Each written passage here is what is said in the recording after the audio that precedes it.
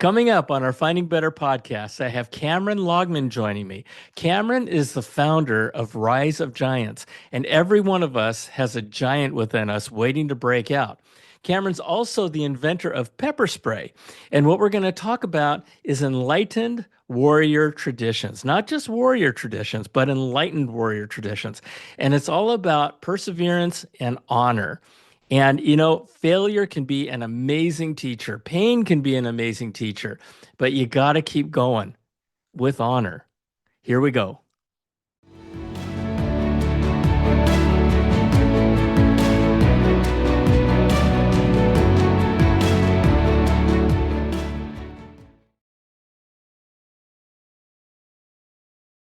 Hello, hello, hello, and welcome back to our Finding Better podcast. My name is John Suzuki, and I am your host. And this is where we share real life experiences and wisdom of people who have been there and done that and finding better in their own lives. Because in my mind, the best way to learn is from other people's mistakes and experiences.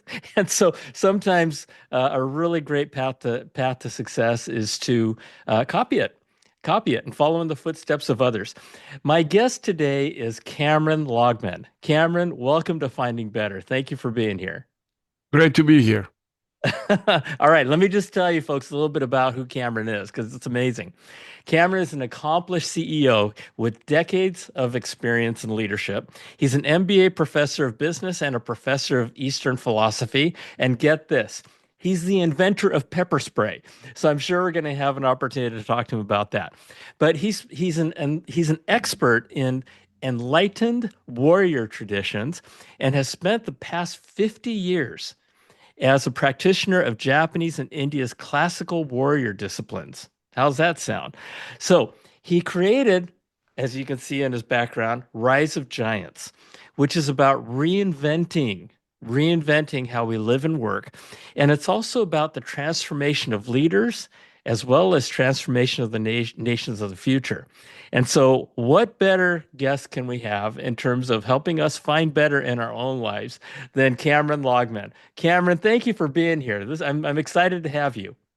Same here, same here. And, I think the message is so powerful that, of Rise of Giants that I'm not taking any credit for it. I mean, all I did is to be able to pull all this thing together for people to see. It's really a battle-tested thing throughout history. And you can see throughout cultures, and I will, expound on that and what I mean by that. But really, the background you just mentioned, it really helped me because I had both the business background and the academic background. Also, in major university, I was in charge of executive education, leadership, innovation, creativity, and I advised the Apple senior executives for more than a decade in terms of creativity, innovation, and all of that, which all was come from the warrior tradition. Most people don't recognize that strategy comes from the warriors. Yeah, go ahead. Yeah, let's talk about that. Let's talk about what you mean by the warriors. But give us a little bit of background. Well, I mean, we're not talking about violence. We're not talking about soldiers. We're not talking about, the martial art masters in the temple. I mean, this came much, much later. When you look at throughout culture, I mean, you talk about from Polynesia to Asia to anywhere else around the world that you look at, there was always a mythological story. Whether you talk about the Hercules, you're talking about the Viking gods, this, that, the other, these are the cliche. But as you come forward, you find out that there is a culture, there is a philosophical, historical text, some of them translated, some of them not translated. This is why I've been around the world on location, just basically researching these things for decades and decades. And I'm a practitioner of that. So what is the warrior tradition? It's about the fact that it's about what is called the heroic journey. In fact, the heroic journey is something that George Lucas, the maker of the Star Wars movie, followed by listening to Professor Joseph Campbell to understand what heroic journey is. This whole movie is based on that, and it is about the two battles that a young warrior goes on. And one of them is an external battle against circumstances, nature, adversaries, and all that. The other one is internal battle against the enemy within himself, the mind within himself. In fact, the greatest enemy is the one inside that he has to conquer on this journey. He has to slay dragons. He has to do all this. But all of these are metaphors. They're metaphors for our life. They're metaphors of the way we work. They're just all of that. One of the things that it attracted me, John, was the fact that really encompasses everything. When you look at yoga, for example, which I spent 50 years under some of the best in India on location to train meditation, yoga, this, that, the other for a long time. I'm not talking about the YouTube teachers. I'm talking about the real genuine ones with Right, 800 right, years of right. the tradition. You look, it's an incredible path, yoga. However, it just focuses on one area. But when I looked at the warrior tradition, I found something very bizarre. I'm using yoga because a lot of people know about it. I found Hmm. two things. One, the founder of yoga himself, Lord Shiva, was a lord of war. So he was a warrior. In fact, every character in the yogic tradition is a warrior. From Krishna in the Bhagavad Gita, if you look at it, familiar with the Hindu tradition or all that. So all of them is there. But then something else also hit me is that the warrior tradition actually addresses the four parts of human life, which is basically the most important parts. If you look at the table with four legs, one leg, these are the four parts of life. And why table? Because if one leg is missing, the table will collapse. One Right. leg is your mental, physical fitness. I don't mean health. They're not talking about health. They're talking regardless of how you are, you still can achieve mental and physical fitness. Mentally, for example, focus, clarity, Right, stamina, right, physical, the right. same thing, energy, whatever, how you get up in the morning and all of that. Yep. The other leg is your relationships, whether it's your family, co-workers, whatever it is that you're doing. How do you handle that? They actually address that. Yes, the language, if you didn't understand of the ancient time, was not as clear as our modern language, but when you really look into it, you see it's universal, it's immortal. This language applies at all time because it's dealing with human nature. Then you have the third one, which is the prosperity, which is basically about finances. And you may turn back and say, what is water got to do with anything? Well, I'll give you one simple historical example. When Knight Templars, all right, they were going in the Middle Ages, and they were helping basically their main purpose was to help the pilgrims to go from Europe to Jerusalem. But to do that, there was too many bandits and all that, so they became the protectors of the money for all the people to go in there. So they created the first banking system to a Mm. point that the king of France started owing money to the Knights Templar.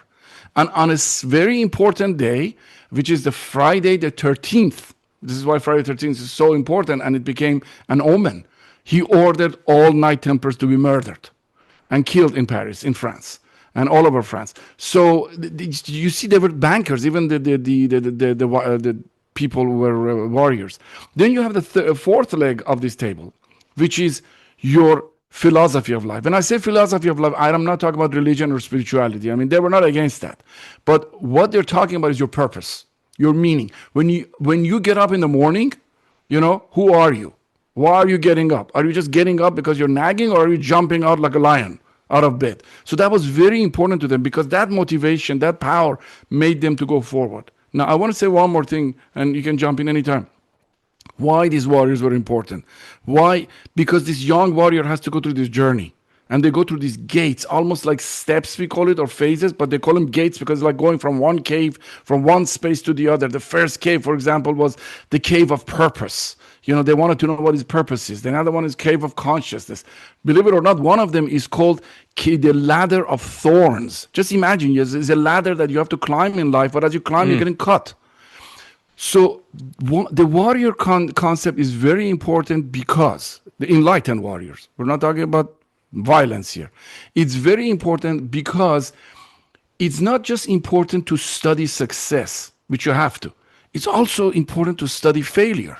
The more you study failure, Absolutely. the more you Absolutely. understand. But I mean, I'll give you an example. I mean, let's go to the samurai. I spent a lot of time myself, decades and decades on that. There's a saying in Japan, Nana Korobiya Oki, which is 7 times down, 8 times up.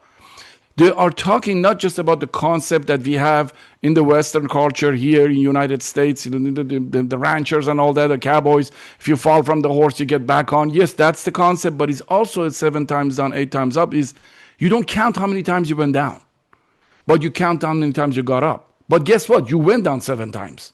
All right. So that's another part of life. And every person that you can study throughout history, from that have written any book on success, from Napoleon Hill to anybody else to Steve Jobs, will tell you that you have to fall and understand from your mistakes. That's how you grow. Absolutely. Absolutely. Parts And of the warrior I'll tradition. also, I just want to say something here because, you talk about failure. You have to study failure.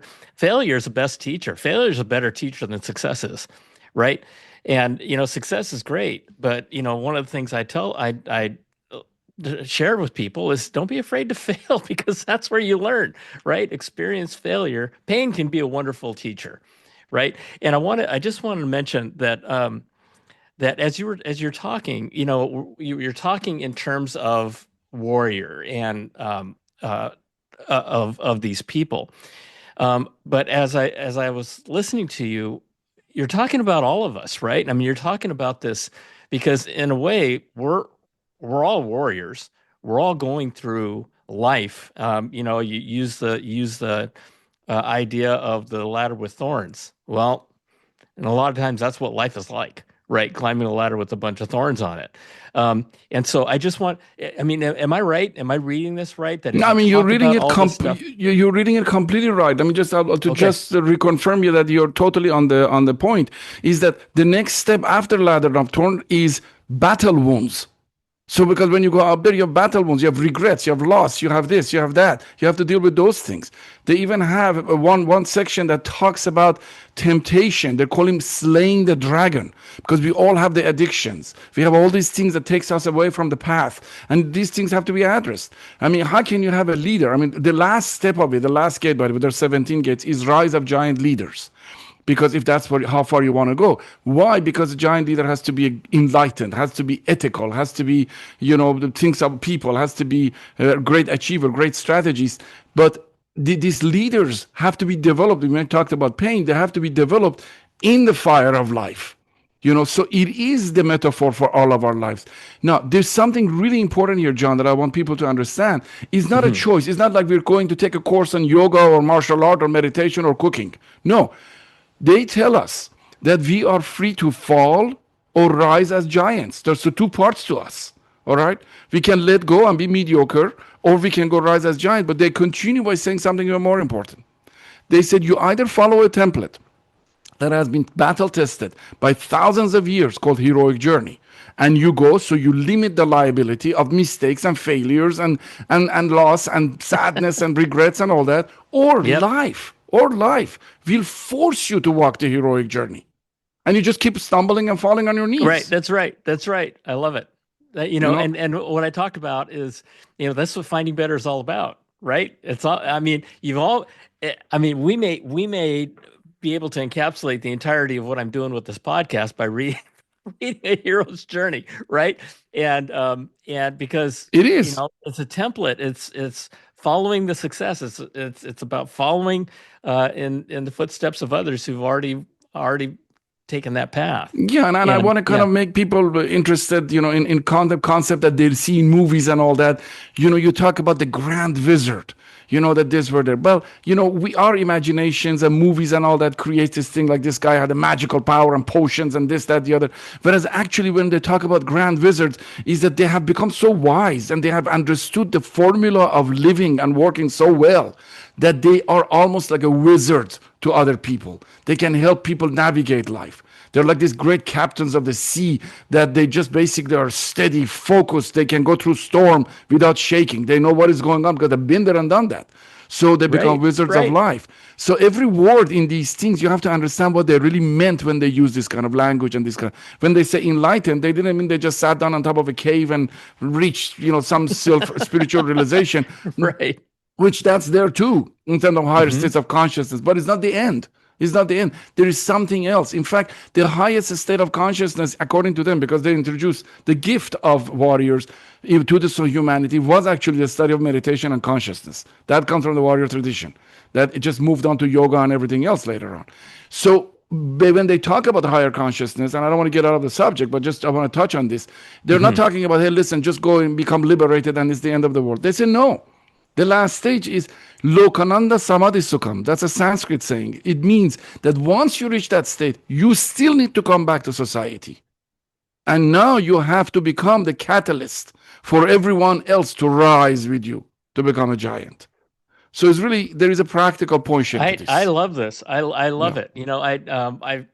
I have a little bit of a philosophy in life that we all live in three careers. The first is to learn and go to school. The second is to earn a living for our families, and our third career is to return and give back. And it's like you were just saying, come back. come back and help others. And that's And very and cool. and the interesting thing about that, if you put that in the time frame, because you're totally on the money when you talk about this, when you put this in the concept of time, then you look at it that majority of our time is spent in childhood. All right, Mhm. it's spent in sleeping. So all of this thing is taking away from the quality that we need to live. So it's even more upon us that we need to figure out what is the purpose of our life. What do we want? Well, I want money. Okay, what are you going to do with the money? There is a purpose in life. You have to achieve something. So this is why the word, I didn't just come up with this thing. This is what they used. The concept of rise of giants. It means that you are the purpose of your life. Everybody's asked, what's the purpose of my life? I'm not Hmm. asking about the purpose of universe. Okay, that's a different story. Right, right, That's a right. more Yeah, philosophical totally. concept. They actually talk about Yep. that too in one of their Hmm. very, very advanced philosophical concept. But the purpose of our life is very simple, is for us to rise as giants and live a fulfilled life as much as we can. That's the purpose of life. We are here to become the best version of ourselves. And by doing that, we make the best relationships, the best finances. That doesn't mean you become the best. Let me explain what the best means here. No, you're It talking doesn't about the mean, best version of yourself, yes, when you look at right? the table example again, okay, you Hmm. can be very rich. That means that one leg of a table is very big, all right? Right. You're very rich. But you could be miserable in your relationship. You're not having a And you good can have time. an itty bitty skinny leg. That Or you that can have that a one leg. great Yep. relationship but have no money because you can't pay your Yeah. bills. Yeah. You're still Yeah. miserable. Or you can have both of them and then not have your mental fitness. Or you just have depressed. You don't know why you're getting up in the morning. That's the purpose Right. part. So all of these things, the balance, the harmony that has to be. This is the goal of life, to reach that balance. So it's something that is important for the listener to think about. We're not talking about becoming superheroes here. That's irrelevant. It's about how do you reach that balance in life that it gives, that's the giant within you that then impacts everything, not only yourself but all the legs of life and the people around you. Wonderful. It's Wonderful. powerful in that way.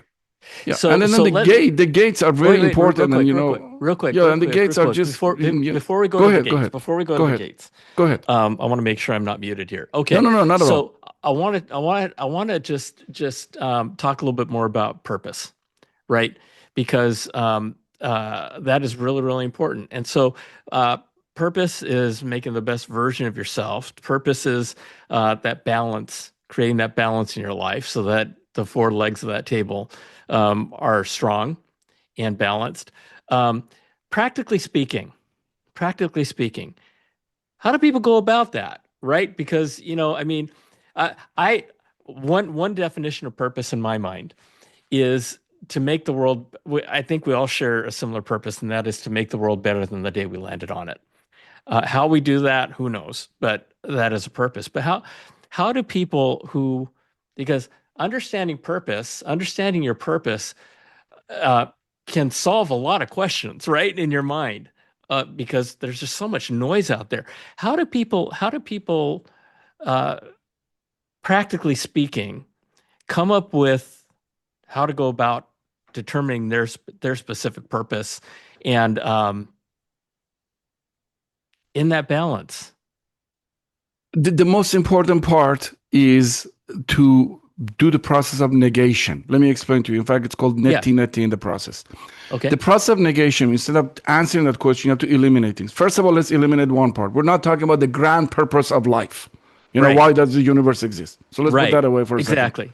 All right, because Thank a you. lot of people get lost in that. All right. Yes. And there's nothing wrong. That's a major question, has to be answered, but that's not what we're talking about. We're talking about my Yeah. individual purpose. All right. Right. Right. Exactly. We have practical purpose, and then we have a kind of individual consciousness purpose. Let me explain that. The practical purpose, which is an outer and inner purpose. The outer purpose is, what is my purpose for my relationship? Obviously, I have to take care of my children. I have to take care of my family. I have to take care of my spouse. I have to take care of my parents. I have to, if you have children, whatever it is, then you have to take care of people around you. All right? That's the relationship part. You're responsible for people. That's what a warrior is. He puts the pressure on himself to take care of the people. around them. Then you have obviously finances. If you're working in Wall Street, or whether you are a farmer, you have to basically make ends meet. You have to make life work for you so that you can be able to eat and have a roof over your head. So that's another practical purpose of the leg. All right, there's nothing philosophical about it. The other one obviously is your mental and physical fitness. It just doesn't fall on you. I mean, you can sit down and eat all the potato chips you want, but at the end of the day, I mean, you're not going to be fit. So fit doesn't mean you need to be Mr. Olympia, but you need to start getting fit so that your mind and body is clear in terms of thinking and focus. And so that's one. But when it comes to inner purpose, that's what you're talking about. I just wanted to get that away out of the picture. The inner purpose has been there since childhood.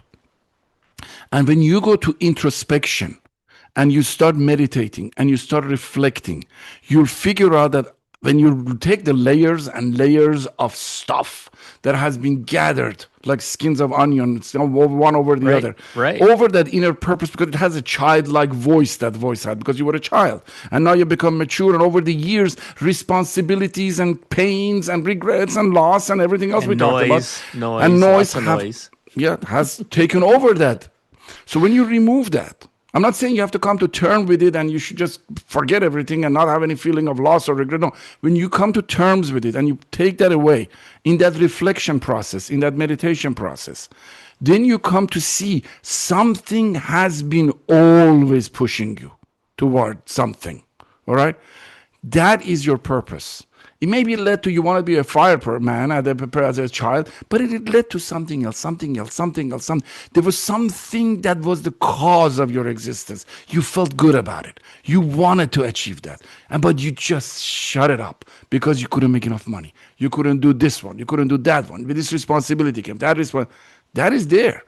And that when you unfold that, then you will see it gains its mature voice. And then you find out where you are. So for each person is different, why he or she is here. And you have to find that. It comes through self-introspection and to reflection. It's not just going to fall on you because you just sat on your balcony and having a drink. That's not going to happen. You have to spend time and really go back in time and find out what moved you. What moved you? It could be a lot of pain there, because some people's childhood is painful, some people isn't. Yeah. But you have to remove all that and find out who were you despite all that. And that's what the purpose is. Were we born with it? Absolutely. We were born with it. Now, you want to call it genetic, you want to call it spiritual, whatever it is, it doesn't matter. We're not getting involved in that. But I have my own opinions about it, and the warriors have their own opinion. But the fact of the matter is that it's there. The same way that we have our own characteristics. One child is just very playful. The other child is quiet. One child is poetic. The other one likes music. One child is athletic. We all have that. It's in us. And that's who we are. That's our building blocks. Now, whether it comes from our ancestors or whether it comes unique to us, we'll still let it be. I love the way how you describe purpose. You talked about purpose, first of all, as the first three legs of the stool, or first three legs of the table, right? You talked about the mental health and our purpose in keeping our mental health healthy, and our relationships and our prosperity and wealth. What really struck me on the purpose was when you talked about introspection, and and I won't say all of us, because there's never 100%, but I know a lot of people are, when they think of purpose and they search for their purpose, they're thinking externally. They're thinking it's out there somewhere. It's out there. I just have to find it. And what you're saying is that it's already here. Right? It's already here. We already have it inside of us. So instead of focusing on the external and going out on that search for life, if you will, it's a matter of peeling away all the stuff that we've layered on top of what we were already born with, and discovering it that way. Yeah, and to reinforce what you just said, I want to go back to something that I did on the corporate level, but it really has its roots in the warrior tradition, which is the concept of creative thinking and innovation. All right, you can go back to ancient China, ancient India, and look at, for example, the fantastic strategies that they came up with war. I'm not just talking about Sun Tzu, Art of War. There's so many other books have not been even translated, but they are there. I mean, they're almost comical. They are so effective. And they came up with strategies on that. And just be with me here because I'm getting to a point here. When you look at the study of creativity and innovation, all right. There is a time among the greatest of all of them, from Madame Curie with uranium to the best people who came up with microchip to everybody else you can imagine who has done something that you know of their names or you may not even know of their name, but they had that major impact on your life. That inspiration came not while they were working, but through a process of what is called in innovation and creative science. It's called incubation. During that incubation, suddenly they got inspiration. When Albert Einstein used to say that I get my best idea while I'm shaving. I mean, this is the best thing that, I mean, people got ideas from just suddenly drop on them. And I mean, artists will tell you that. I don't know where it comes from, but it's coming. Right, So it is in you. But the point is that our life has become so noisy. And when I say that, I'm not asking people to go ahead and live in the desert and or the mountains and caves and all that. No, it's just the same way that we can shift into anger. All right, we can also shift into silence. It's all within us. It's just how long does it take to shift to anger? Pretty quick. It's the same thing. It can take, if you learn how to, you can lift into that silence. It is in that silence that inspiration and the incubation occurs and the idea suddenly comes out and you start seeing it clearly and just say, oh my God. Some people get it just when they wake up in the first thing in the morning or just wake up in the middle of the night and they have to write ideas. That's the incubation process. Yeah.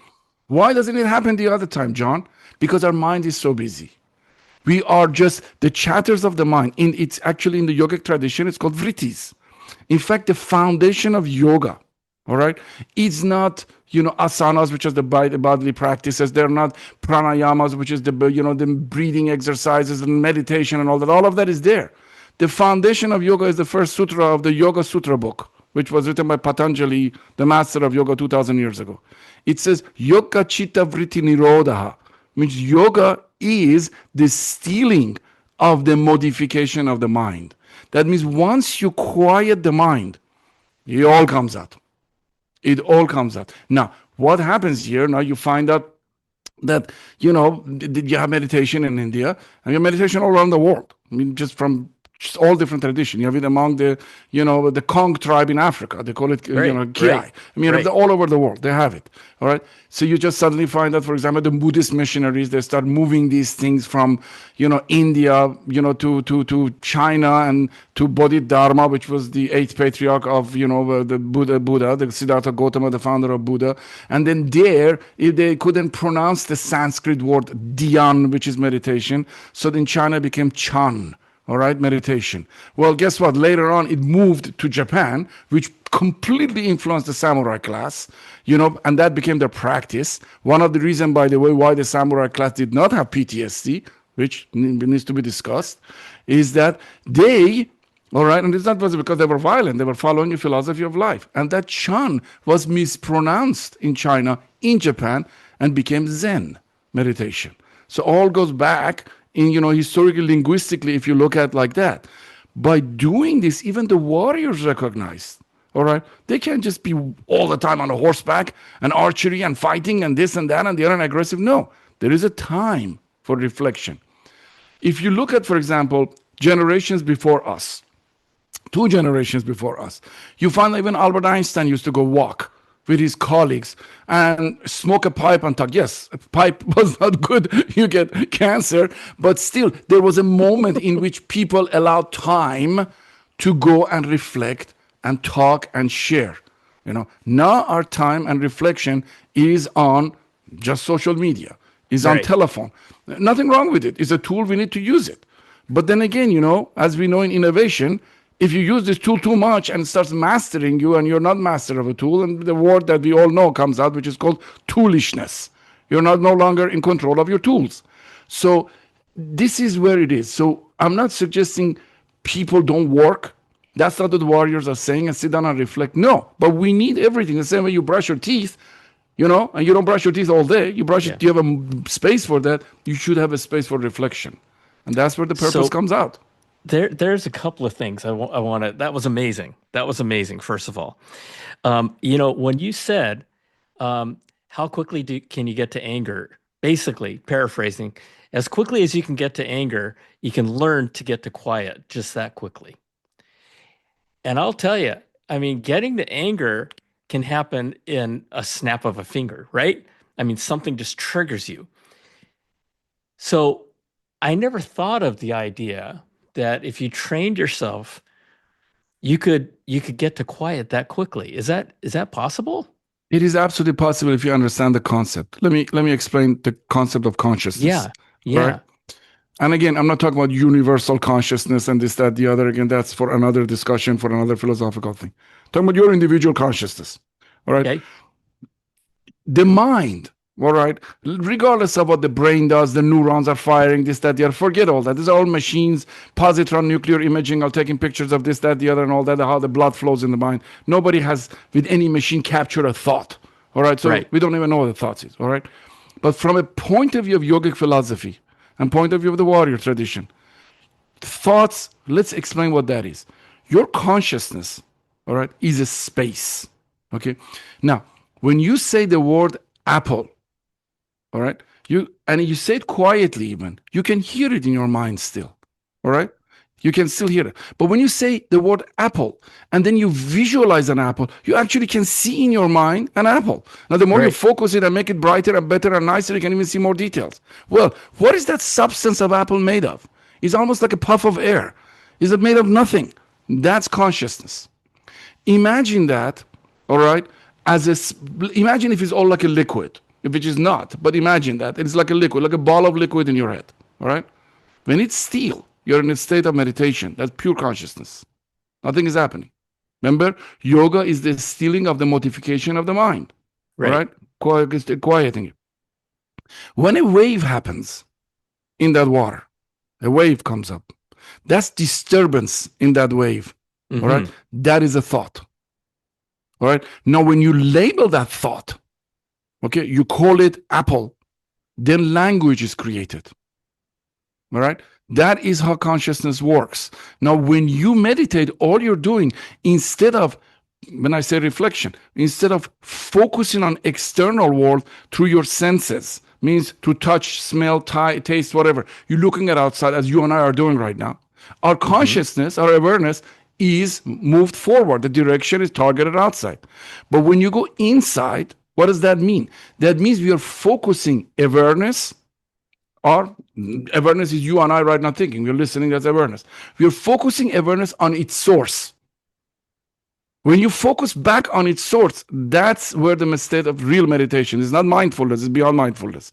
That's when real meditation begins. So this is something that we need to understand. Once you understand how the mind works, and I'm just giving very, very quick example here. Once you understand it's only waves, coming up and down, then you recognize that you can shift to another space very quickly and become quiet. The same way that there is a storm around you in a massive hurricane is coming, is dark, is ominous, is all over the place. Fears are there. Again, metaphors for life. But the eye of hurricane is beautiful and quiet. So it's very easy to move to that eye, regardless of what's happening. That doesn't mean the outside is not there. Yeah. Catastrophe may still be happening, but you're right in there. That's what the state of a warrior is. Okay, that's called no mind in the samurais. All right, so you're right there, and it's just everything just going chaos, but you're right there in the middle when nothing is happening. Imagine how efficient you are at work here. Imagine how great you are when you're in productivity. Imagine what a leader you become when you're in that state of complete control. You know, where strategies are powerful are going to become. Because chatters are not coming in there. Nonsense, that noise, as you call it, are not going to be there. It's totally a state of equanimity, and balance is a state of power. And that's why the warriors are just, they call them giants, because they're giants of mind, giants of heart, giants of action, giants of achievements. That they really have mastered the different phenomena of a human in that regard. And that's where I think the answer is to your question, how fast can you move from anger to the other? It's not a practice of 10 years practice. First, it comes from understanding, and then it's a matter of what they call rasa. Rasa means taste. The moment you taste it, you know it. That's it. It's like knowing salt. The moment you taste salt, you know where salt is. You know where if this food is salty or not. So the moment you have one experience of that quiet, that's how fast you can move to it. Interesting. And shift. Interesting. It what occurs to me is that um, it's choice, right? Yes. I mean, you can train yourself, but you have to choose to train yourself to do that. And because you see people and they're hysterical and they're mad and they're angry. What you're saying is that you could shift that in the snap of a finger and just be at peace and But understand. something powerful, John. The Uh-huh. choice doesn't come because you just select. The choice is driven by why you wake up in the morning, your purpose. When your purpose and meaning of your life is driving you, you don't allow anything else to happen. You make the Yeah. choices that you're talking about. That, It's not just a wonderful. five step Wonderful. to quiet, 5 step to this. It's not that. It's Yeah. not fluff of the month, the best book, this, that. It's really driven by that power. Why do I live? Why am I here? Why am I doing this? It's always is your vocabulary, is the grammar of your existence that is back there, the purpose, and is driving you. So you make the right choice.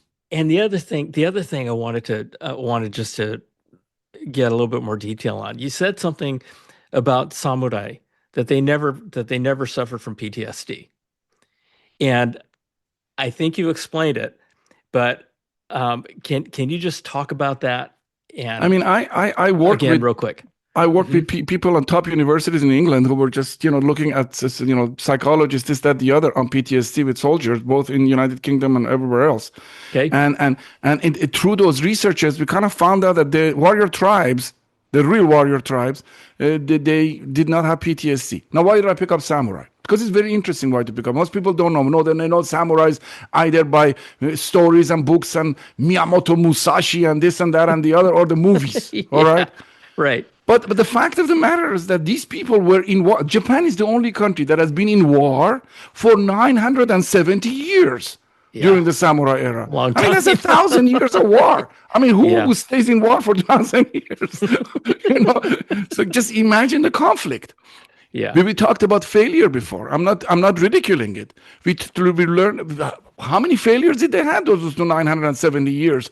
They obviously came up with the best strategies. They came up with the best sword, which we know, which is a samurai sword, which hasn't changed its shape and form and anything for 1,000 years. Everything has been purely mastered. Well, then also it happens that during the Tokugawa period, which is the shogun that when he came, he recognized that these guys need a code of conduct. They can't just go walk around Hmm. and drink sake and start killing every villager that they felt like it because they're angry. All right. The code of conduct became Bushido. All right. And the Bushido became a way of values. And the values of warriors are very important. You look at among the knights, okay, of Middle Ages. Courage, valor, faith. Same thing with the Bushido in Japan. They have their own codes that drives you. When you talk about a corporation, they have to have the value. We'll drive an innovation, discipline, whatever it is that their value is, the core value that drives you. Whatever. Imagine a kid. You teach a kid about this, a philosophy of life, value system. You're not going to have suicide. You're not going to have self harm. You're not gonna, because they grow up differently because they have a philosophy of life. There is meaning. So when you have the Bushido code, in addition to quieting the mind through Zen, all right, when you go to war, as the samurais did, all right, they are performing their duty as a sacred act. Okay, because they have to perform that basing on their philosophy of life that they have achieved. So when they come back, they don't feel regret, not because they did harmful things, because they live according to the Dharma, according to the Bushido, according to the codes which was designed for it not to be negative, harmful, but just and right. So you did the right thing. Now, if you didn't do the right thing, then that's a different story. But if you lived according to that, and that's why they were ready to die according to that, the samurais. So in this way, you will find out they come back. Yes, they have memories. Yes, they wish life was different. Who doesn't? But it doesn't linger in them. It doesn't stay in Right. their sleep. PTSD is not experienced. And meditation clears that out too. That's very important. That's why Zen was part of the samurai life, big time. That's why you find all the tea ceremony in Japan, everything else you did, calligraphy and all of that, they all came to the samurai age. All as a practice of Zen, because after a while you get tired of just sitting down and meditating. So they became Zen in action. Yeah. The tea ceremony, Hmm. all of Hmm. these things, they came out to be the samurai life, which became the part of Japan. I'm not talking about the modern Japan. That's a different Japan. I'm talking about Right, the right. Japan of that era. Yep, That's what it became. Yeah. yep. Um, wow, this has been amazing. Holy cow. Okay, so practically speaking, one of the things you talk about is breakthrough, right? And you've talked a little bit as we were speaking through our conversation. Practically speaking, do you have any thoughts in terms of practical breakthrough, and how folks can overcome difficult challenges? Um, and and okay, so 100% transparency, uh, taking the Eastern, and then now we're putting it in the Western. Um, because I would love to know, with everything that we talked about, are there things we can do in a relatively short period of time to overcome hardship, overcome difficulties, overcome challenges, overcome the mental harm that people go through when they have bad things happen? Well, I mean, yes, and that is the whole purpose of the warrior tradition. In fact, when I Yeah. mentioned, you're going back to gates right now. When you look at the warrior tradition, they have 17 gates. All right. How do they achieve what you just said? If they, in fact, they have a saying, if it was just one little thing they could give you to achieve that, you could lose that one little thing very easy too. That's how they say it. So to make an impact, all right, it has to be profound change. It has to be deep change. So how do they achieve that deep change? The very first step we talked about already many times, and we don't want to go over that, is the purpose and meaning that has to drive you. Because if you Hmm. don't, then you're not going to even try to overcome challenges or anything like that. The next gate is called fog of beliefs.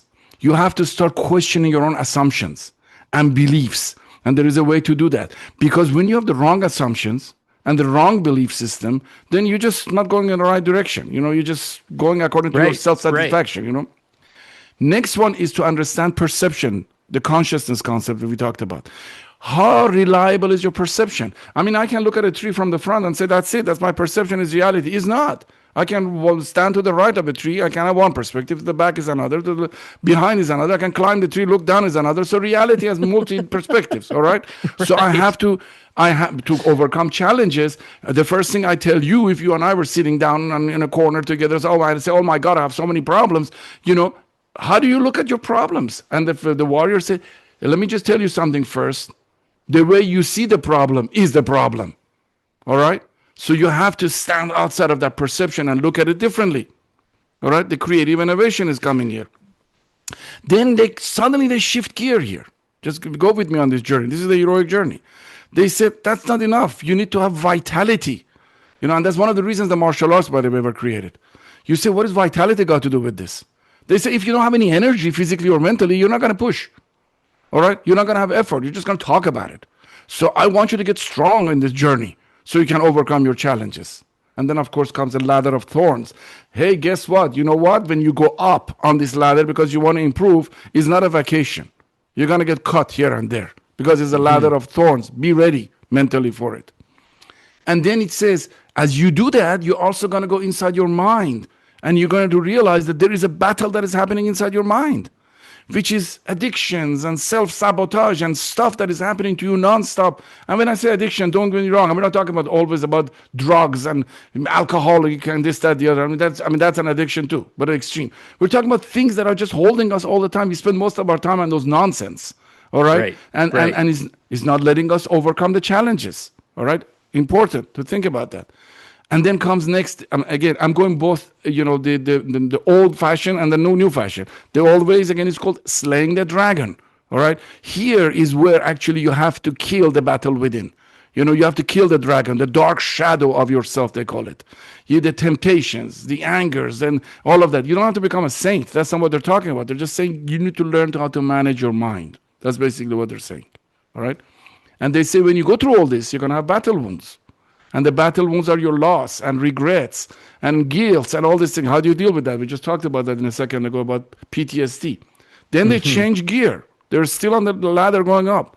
They said, now you have to develop your identity. They call it the mirror of self identity. If you have a feeling of unworthiness, and you don't have any power to do anything. You need to become radiant, like a light, they say. So they're trying to teach you here how to create that powerful self-identity so you can push to overcome challenges. Because if the challenge is very small, there is no need to talk about any of this. You do it. But if it's huge, that's what it takes to make that massive terror transformation. Remember, we're not talking about rise of a little thing. We're talking about rise of giants here. All right? Right, All right. right. And then Exactly. the next gate is the turmoil of change. What turmoil? Because when you go through change, and you're trying to overcome difficult challenges, you need to recognize that change is driven by past, present, and future. The three times of change. And all of that has to come together. It's like two locomotive, two train going on. One is your current problems. That's actually they give you the idea of two horses. Now I'm making modern, giving you a train. They're saying one is your problems that is from the past. One is where you want to go. And they tell you the cargo of the old should not jump into the cargo of the new. They have nothing to do with each other. While you're working on this one, you have to deal with this one and clean it up. So they're trying to compartmentalize it and Hmm. separate it for you. And then comes reinvention. That's the next gate. And transformation. How through the power of will and self-effort and the strategy, they call it the paradox of strategy, you learn the science of victory. And when they talk about strategy, they are actually coming up with 360 something different war strategy that you can apply in life. How to manipulate things, not in a positive way for yourself so that you can get to where you need to get. And then you have to come to understand prosperity, what is luck, what is success, what is just financial security, and come to understand that luck is not some weird, unique thing up there, all right? And really understand what prosperity means. So they really get into that. They really get very interestingly into that. They even call it the goddess of prosperity because it's beyond you, it's bigger than you. You cannot touch it, but you want to reach it, and you will reach it. And then, of course, they talk about relationship and all this other thing that comes. So, make the long story short, to achieve and overcome challenges, you have to recognize the philosophy of heroic journey that I just mentioned. But then you have to come with strategies, all right, which is the external part, tactics, plans, and all that. But also you have to pay attention to your internal, which is what kind of, yes, those are your tools, but what kind of a tool person are you? You can have the greatest hammer in the world in your hand, but if you're not focusing, you're going to hit yourself on the thumb. So they're saying pay attention to your focus, clarity of mind, self-reflection we talked about, meditation part we talked about. You need to become the master craftsman in the state of mind. Only with your tools you can make that beautiful piece of furniture if you're a carpenter. Both inside and outside has to become mastery. Then you overcome your challenges. Now again, I don't want to keep it so high so people think, no, you have to become the best in the world. No, you don't need to become Albert Einstein here or Edison or Mozart. No, but you need to know the way. You need to know how this thing works. And that's one of the reasons that I created riseofgiants.com and the podcast so that I'll make these things available. By the way, it's free of charge for everybody. So they can go in there and they learn about this thing and they say, okay, how do I do this? Instead of just coming up with it on yourself, let's Right, look at the right. strategy of the warriors. What were they doing? And then maybe you come with the 361 strategy, a newer one, a better one that you can use. But that's basically a long answer to your short question. I love it. I love it. And and I love the fact that you're making Rise of Giants available to everybody for free. It's out there, and you're I think philosophically in a way, what you're trying to do is exact. You and I are both aligned, right? We want to help people live better lives, and the Rise of Giants. So. Practically speaking, if somebody is out there going, "Gosh, I really would like to um, uh, do this," right? Because each one of those gates, I mean, the Rise of Giants, the heroic journey is life journey. And to me, as I think of giants, we talked about the Einstein, and we talked about big people in history. Um, some of the greatest giants I know are some of the most quiet, humble, and internally focused people I've ever met. So it's not necessarily becoming a giant and influencing millions and millions of people. You can be a giant just in your own family, right? And becoming the best of yourself. So, The definition of giant doesn't mean you become a celebrity. That's not what giant right, means. I mean, in fact, you just right. put your hand, nailed it. I mean, some of the biggest giants of history, you don't even know their name. They're in books, Yeah, and you have to look at yeah. them. I mean, from India. I give you a name, Vashishta in India. Most people haven't heard of it. And they're on that 2,000 years ago. They are, and throughout history, they're there. They've been around, but as you mentioned, they're humble. In fact, it's so fascinating you say that because the Polynesian war tribes, all right, which is very much, you may look at it, it's not a sophisticated philosophy and all that. Even the Polynesian war tribe influenced, okay, the New Zealand, for example, the all black rugby team in their way of thinking, which they're really, very good in their way of their play. And the humility was one of the part of these people in their game. For example, you should sweep the path, they say, and clean the locker room when nobody's watching. That means don't take credit for it. All right. Plant a tree which you never see. All right. These are another warrior statements. The tree that has the most fruit, is hanging the lowest. It has all of these statements to show the culture of the mentality of the warriors. Yeah, That it's not yeah, about showing off. Because the moment you yep. show off, then you create a disturbance, agitation in consciousness. You create an ego. That's not quiet Yes. mind. That's I just recorded a short reel just yesterday, and I talked about my karate sensei. He's an eighth degree black belt, and he's about this tall, and he's the strongest and most humble person I've ever met in my life.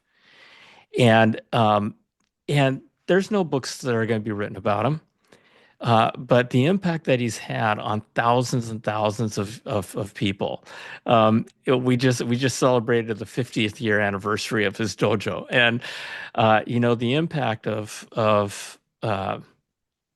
giants uh, can be felt by a lot of people, and you never know. You never know uh, the impact that you make and who you make it on, And right? personally, John, I am not under delusion that I am going to save the world.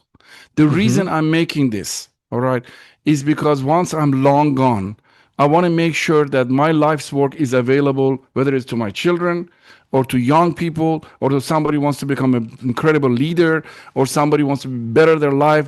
It's there. They don't have to go spend 50 years translating things and doing all the stuff that I did. Exactly. So, Yeah. So, otherwise it all goes to waste, everything and I've thank done. you for that. Thank you for that, because what an amazing gift that you've just given the world. Because like you just said, everybody in the audience, listen up to this, right? Cameron has put this thing together so we don't have to spend the next 50 years trying to figure it out. I mean, it's available. Riseofgiants.com. And Cameron, just wonderful, wonderful, wonderful, wonderful. Thank you for what you've done. Thank you for what you're doing. We're coming towards towards the end of our time, but do you have any last comments or encouragement that you'd like No, I to mean, like to offer all, up? all I can tell people, listen, you can wake up tomorrow as mediocre or you can wake up as a giant. So the choice is yours. So I'm really recommending people to go to riseofgiants.com, even go to Rise of Giants in any podcast and start getting involved in these things. I'm always available by email. Just send me something if you have questions or whatever. And in time, we're developing, workshops, again, all free, and all of these things for every gate and things people can look at, experiences they can have, short stuff that they can experience so that they can really, just it will be a resource center for them to go in there and really not just read and listen, but experience something. And like just the Giants did. So just keep coming back to that riseofgiant.com. It is made for you, it's not made for me. That's all I'm saying. Wonderful, wonderful, folks. Again, riseofgiants.com.